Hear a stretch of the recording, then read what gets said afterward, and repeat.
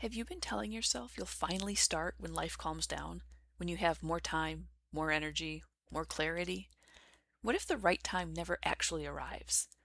Today, we're diving into the mindset behind waiting, why it feels so logical, and how to break the cycle.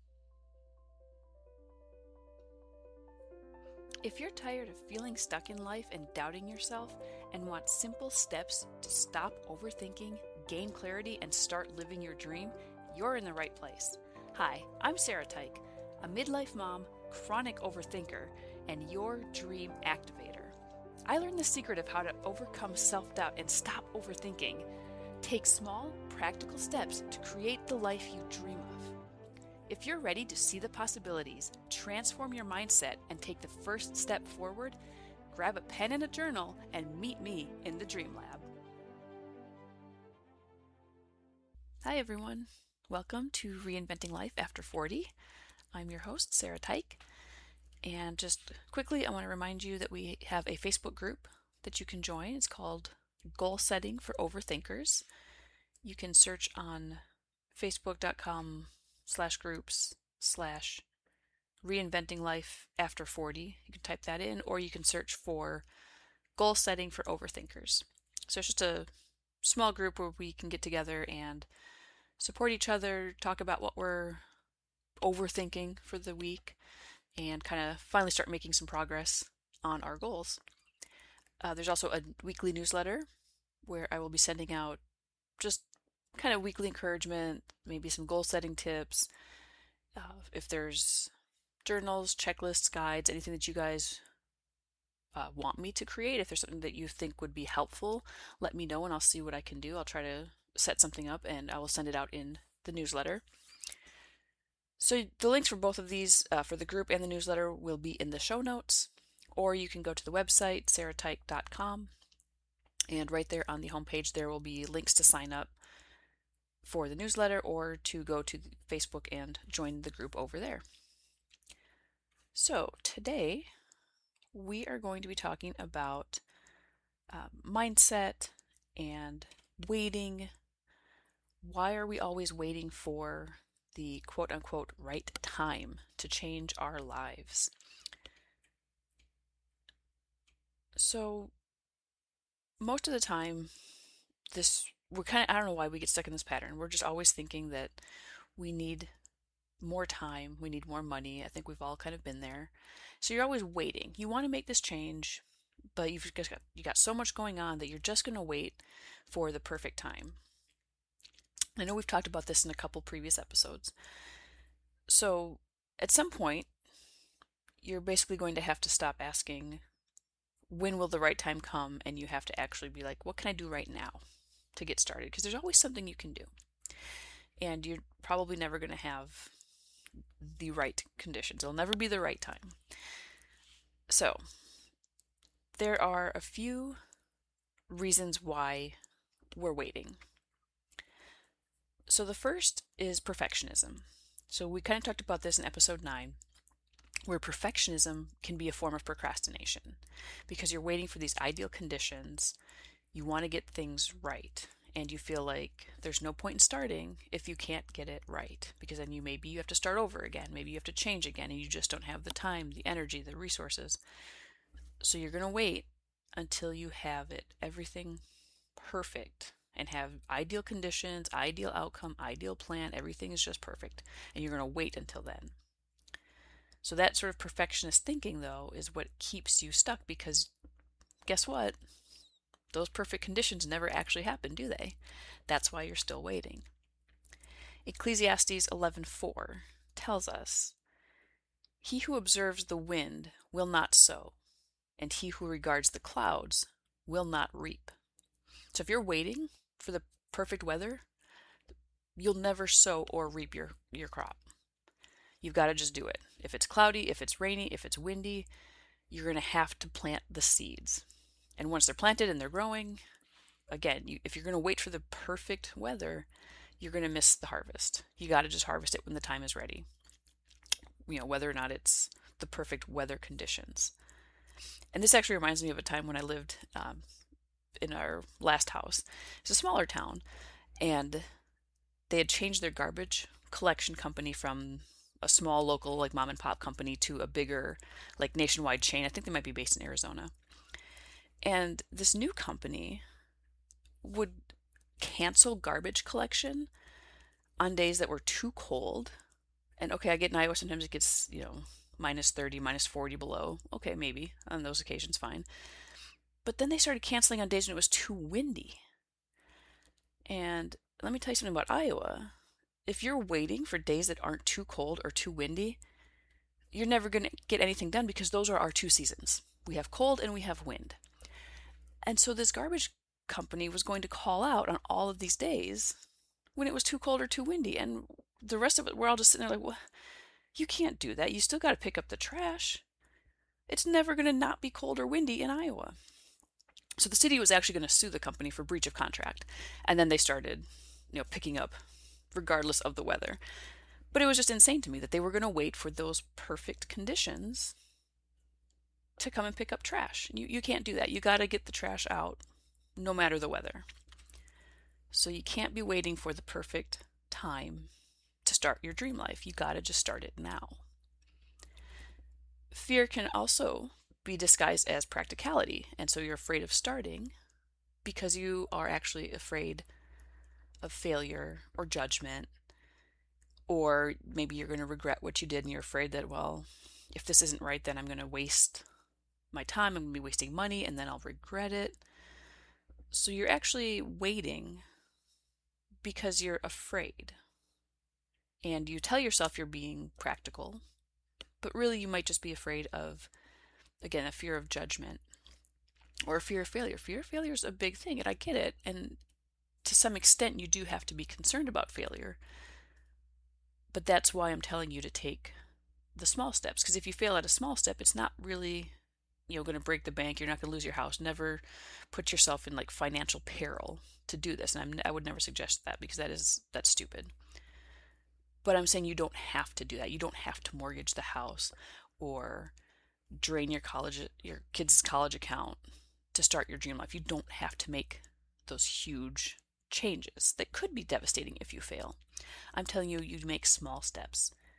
So if you do fail, then it's just like, okay, so yeah, maybe you spent a couple $100 doing something that turned out to not be what you wanted to do. Okay, not that big a deal, is it? There's always something that you can do to kind of, test the waters, to take a small step.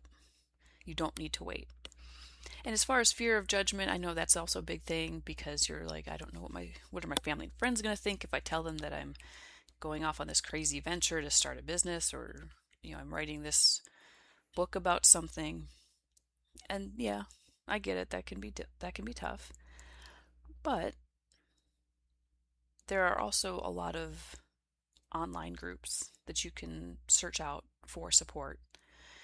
And whatever you're going through, whatever fear of judgment you think might happen, there's somebody else out there who's already been through it or who is also going through it.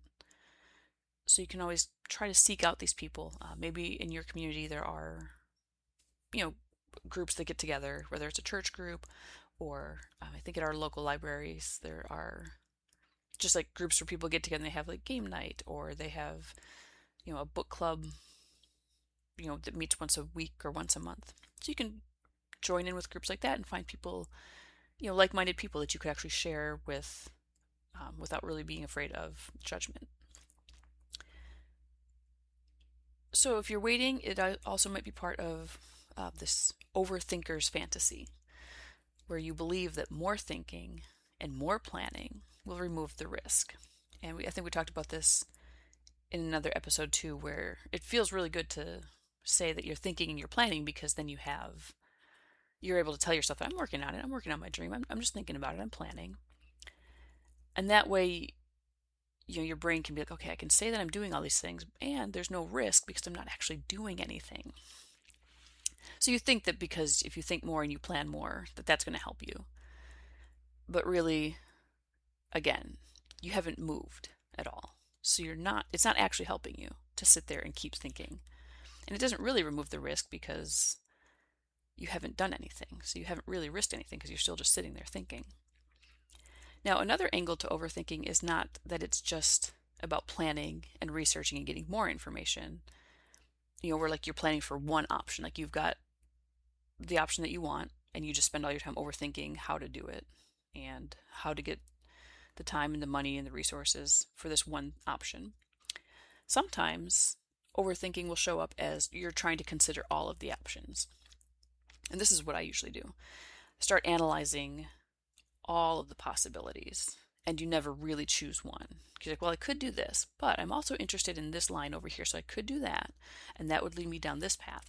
But I also am interested in this topic over here, and that could be good. So you start trying to analyze every single possible option or outcome that exists in the universe. And then you get stuck doing that. So either way, whether you're overanalyzing one path or you're trying to analyze every single path that could possibly exist, you're still avoiding the action.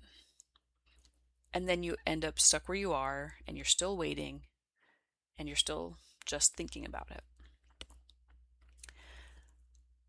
Another reason you might be waiting is because you are in midlife, and you have these sort of midlife specific ideas like, I'm too old to start now, or I should have started earlier. And again, this whole podcast is about midlife, and we've talked about this before, where you have this idea that, well, it's too late for me now. I'm in my 40s. Life's over. So we've talked about how God doesn't care about your age. He uses people of all ages to accomplish his goals. Remember, Sarah was 90 when she had Isaac. So God can do whatever he wants, whenever he wants. And if it's his plan for you, it's good. It doesn't matter what age you are. He doesn't care. So if God doesn't think you're too old, why do you think you are? And we've also talked about some famous people who didn't really get their start until their 40s or later. And the average age of entrepreneurs is around 42. So age doesn't really mean much as far as success goes. You can start your dream life whenever, and it's better to start now than never. And being in midlife actually means that you have more experience. And I know we've mentioned this before too, where at this point in your life, maybe you've tried out a few things, you know yourself better, so you know what you want. It's less likely that you're going to maybe kind of go off in these weird like flights of fancy where you're going to start choosing weird things because maybe you've already done that in your 20s and your 30s. So now in your 40s, you're like, I've done all that. I've tried it. I know what I like. I know what I don't like. So you have the experience. You're older and you're wiser now in your midlife. So you're actually in a very good spot to start making big decisions like changing your career, or finally, getting a project done, finally really committing yourself to a weight loss goal. Whatever it is at this point in your life, because of your experience, because of your age, you are in a perfect position to make these changes. And you just kind of always want to keep in your mind the hidden cost of waiting. Because time is passing by either way. Whether you're sitting here, you keep thinking about it, you're thinking about it, or you actually try something. Either way, time is ticking. So if you keep waiting, you're only losing more and more and more time.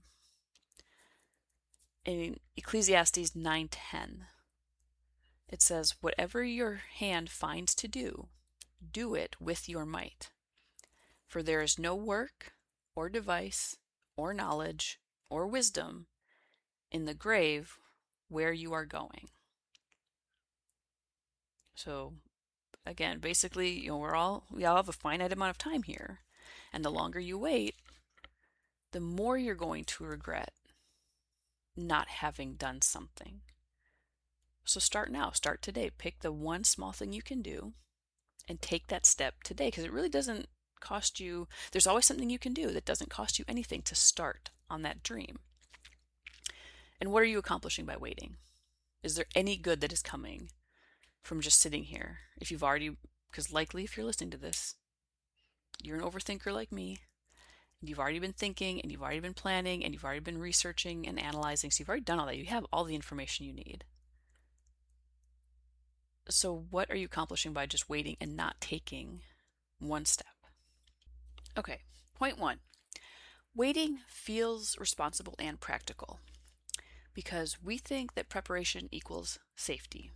So, the longer you wait, the more you prepare, you feel like you're doing the responsible thing because now you've planned for all of these different possible outcomes. So, it feels safe, it feels practical and responsible. And we often want certainty before acting, again, because then we'll, at least we think, we will be preventing ourselves from wasting our time, wasting our money. So we got to make sure that we have all of these things exactly set up before we even start. So start noticing when you keep telling yourself, I'll start later. And notice when that becomes a long-term pattern. Because there will be times when starting later might be appropriate. But if it becomes something where you've been saying this for months or years, then it's a pattern. Now it's become a detriment. Now you need to start reevaluating, why are you saying I'll start later? And remember, the right time, waiting for the right time, is probably a myth. It's probably never going to happen. Um, you likely will never find the perfect circumstances to start, especially if there's something that you're trying to avoid, because if you want to find an excuse not to start, you will find it. Even if it's on like a subconscious level, there's something that maybe you're afraid of, you will always be able to find an excuse to not start. So really, you're going to have to kind of be honest with yourself and figure out, why am I trying to wait? And Amelia Earhart, I think, said it best. She says the most effective way to do it is to do it. And I think similarly, you could say that the best time to do it is right now. Not tomorrow, not next week or next year. Now, just start. Do something. Point two, life may never fully calm down.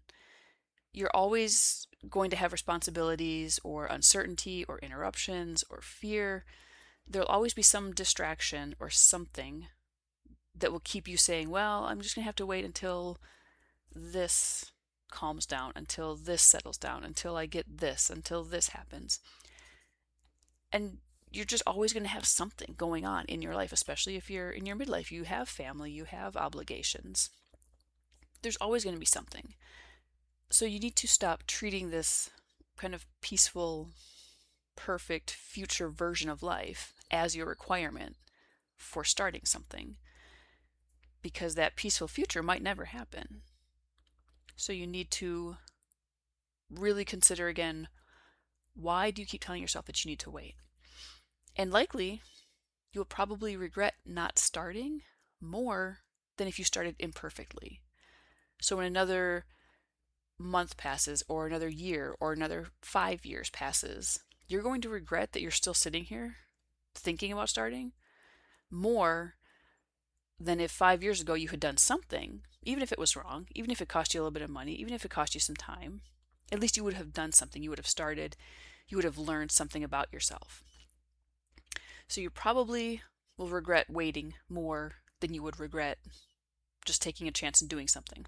Again, we're talking about small things. I'm not talking about, mortgaging your house or emptying your bank account to do something. I'm talking about taking 5 minutes to do something that maybe makes you a little uncomfortable. Maybe you send the email. Maybe you go for a walk. Maybe you have to just get up a little bit earlier to make time to do the writing.